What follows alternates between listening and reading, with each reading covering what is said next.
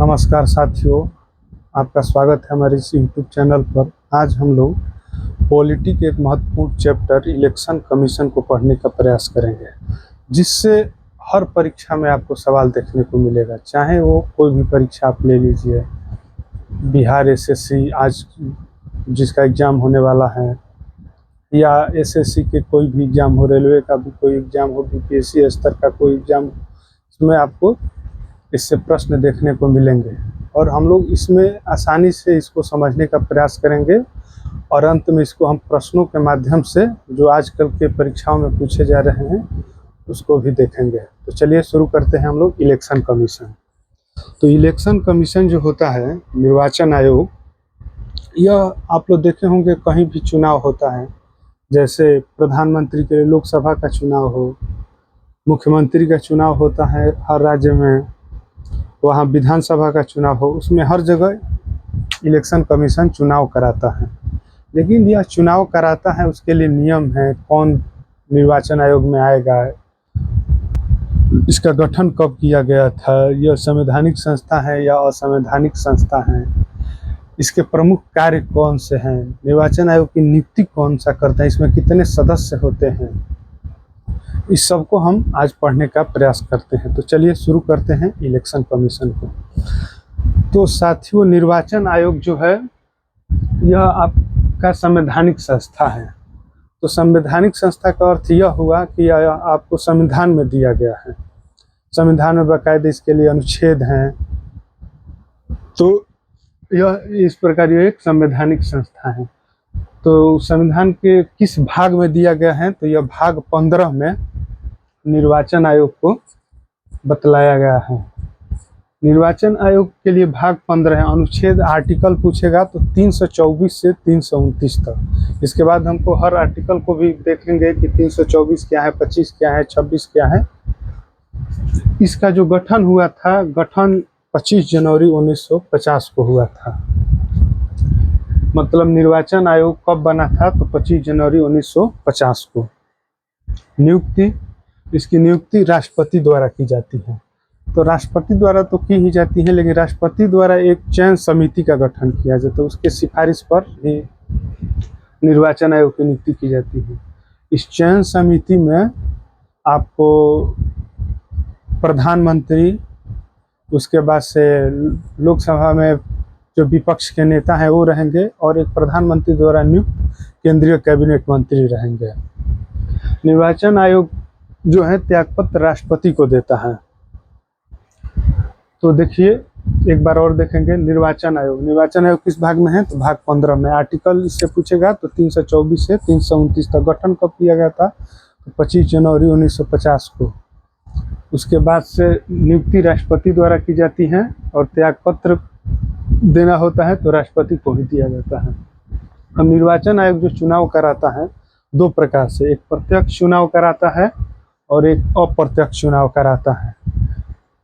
मतलब प्रत्यक्ष जो पारदर्शी हो, और एक अप्रत्यक्ष जिसमें मान लीजिए आप वोट नहीं देते हैं। प्रत्यक्ष में जो हम लोग वोट देते हैं वो, जैसे लोकसभा का, राज्य विधानसभा का, इसमें हम लोग चुनते हैं अपना एमपी व एमएलए।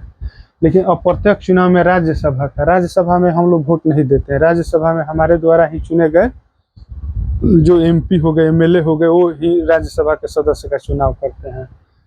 विधान परिषद का, एमएलसी का, एमएलसी जो बनते हैं उसमें भी हम लोग वोट नहीं देते हैं। हमारे द्वारा जो विधानसभा में सदस्य भेजे जाते हैं उन्हीं के द्वारा विधान परिषद का भी चुनाव होता है। राष्ट्रपति का भी हम लोग प्रत्यक्ष रूप से वोट नहीं देते हैं।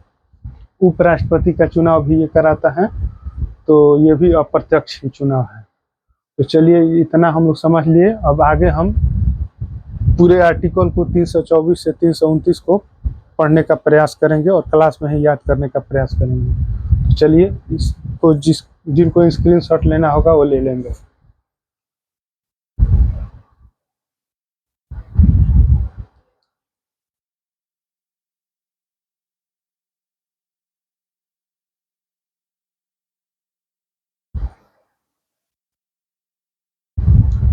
तो चलिए, अब हम लोग प्रयास करते हैं। जो आर्टिकल 324 से 329 था, तो 324 क्या है, 325 क्या है, इसे समझने का प्रयास करेंगे। तो आर्टिकल 324, जो आर्टिकल 324 है, भारतीय निर्वाचन आयोग की स्थापना का प्रावधान है इसमें।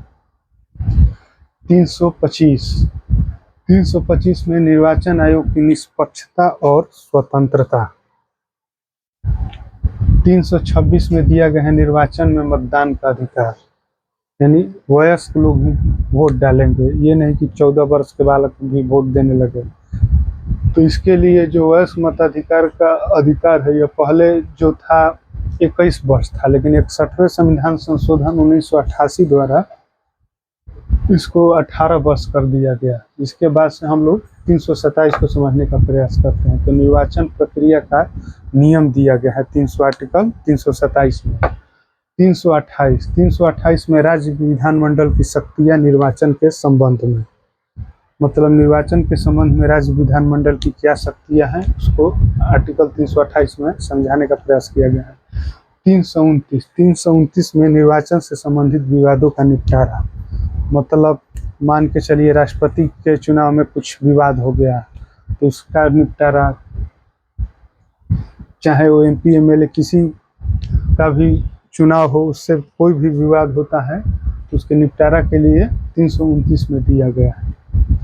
चलिए इसका आप लोग स्क्रीनशॉट ले लीजिए। इसके बाद से हम लोग निर्वाचन आयोग के कार्य को समझने का प्रयास करेंगे।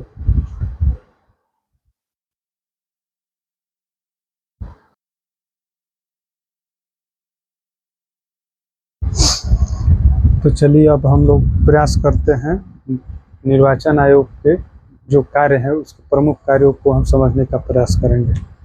तो जो निर्वाचन आयोग है उसका कार्य क्या क्या है, तो यह चुनावी निर्वाचन क्षेत्रों का क्षेत्रीय क्षेत्र निर्धारित करता है। मान लीजिए लोकसभा 51, उसका क्षेत्र कहाँ तक रहेगा, लोकसभा क्षेत्र 52, उसका क्षेत्र कहाँ तक रहेगा, उसका निर्धारण भी निर्वाचन आयोग ही करता है। यह मतदाता सूची तैयार करता है और समय समय पर उन्हें संशोधित करता है। मान लीजिए यह जब चुनाव होगा, जहां मान लीजिए किसी राज्य में हो लोकसभा का चुनाव हो, तो यह मतदाता सूची तैयार करेगा और समय समय पर उन्हें संशोधित करेगा। मान लीजिए कोई मर गया, उसका भी नाम मतदाता सूची में चल रहा है, तो यह उसका भी, तो ये क्या करेगा, उसे संशोधित करेगा। हाल फिलहाल में SIR जो हो रहा था, स्पेशल इंटेंसिव रिवीजन, तो इसका संशोधन करेगा। यह चुनाव का कार्यक्रम तैयार करता है और उन्हें अधिसूचित करता है। मान लीजिए अभी बिहार राज्य में चुनाव है, तो उसका बतलाएगा कि मतलब बिहार में कब चुनाव होगा, कितने फेज में होगा, किस किस तारीख को होगा, उसका ये कार्यक्रम तैयार करेगा और अधिसूचित करेगा। इसके बाद से यह चुनाव में सभी उम्मीदवारों से नामांकन पत्र प्राप्त करता है तथा जांच उसका करता है। मान लीजिए अब चुनाव है तो 5 गो MP के लिए प्रत्याशी ने अपना नामांकन भरा, तो सभी 5 का जांच करेगा। मान लीजिए जांच में किसी का गड़बड़ी हुआ, कोई फॉर्म गलत भरा, तो उसको कैंसिल भी कर देगा। मान लीजिए कहीं पर 2 उम्मीदवार ही नॉमिनेशन किए, जांच में एक का गलत निकल गया तो एक बचा, वो ऐसे ही जीत गया। इसके बाद से यह राजनीतिक दलों को पंजीकृत करता है और उन्हें मान्यता प्रदान करता है। जो भी मान लीजिए नई नई पार्टियां बनी तो उसको पंजीकृत करेगा और उन्हें मान्यता प्रदान करेगा। इसके अलावा यह राजनीतिक दलों को चुनाव चिन्ह भी देगा। मान लीजिए भाजपा का हो गया कमल, कांग्रेस का हो गया पंजा, मान लीजिए अन्य पार्टियां हैं, तो उनके लिए यह चुनाव चिन्ह क्या होगा उसका भी निर्धारण निर्वाचन आयोग ही करता है। इसका एक बार स्क्रीनशॉट ले लीजिए, बाकी को हम समझने का आगे प्रयास करेंगे।